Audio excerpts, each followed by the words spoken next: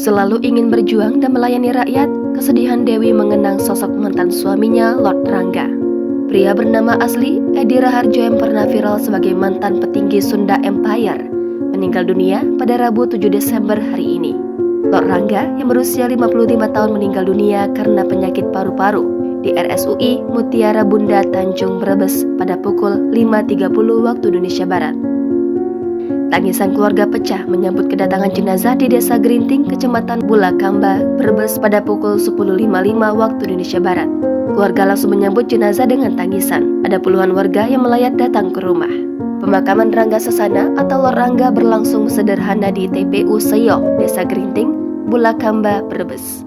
Pemakaman hanya dihadiri oleh keluarga dan warga di kampung halamannya di Desa Gerinting. Lord Rangga meninggalkan 7 anak, 2 anak dari mantan istrinya pertama, 4 anak dari mantan istri kedua, dan 1 anak dengan istri terakhir. Istri kedua almarhum Dewi Alfia mengatakan, ia terakhir bertemu dengan mantan suaminya sekitar 3 minggu yang lalu. Saat itu, keempat anaknya ingin bertemu.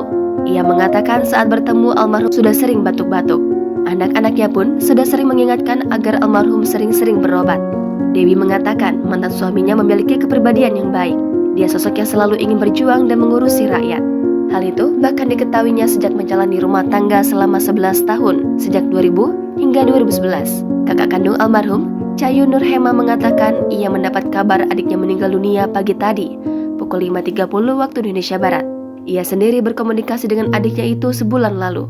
Bahkan almarhum sempat menengok suaminya yang sakit.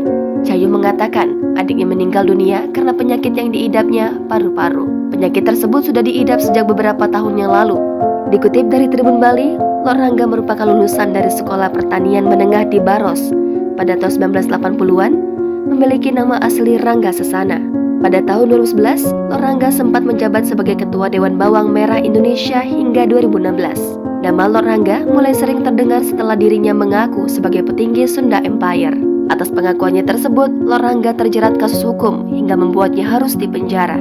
Setelah dirinya bebas, Lord Rangga kerap tampil di layar kaca dan juga sempat membintangi model iklan hingga membintangi film.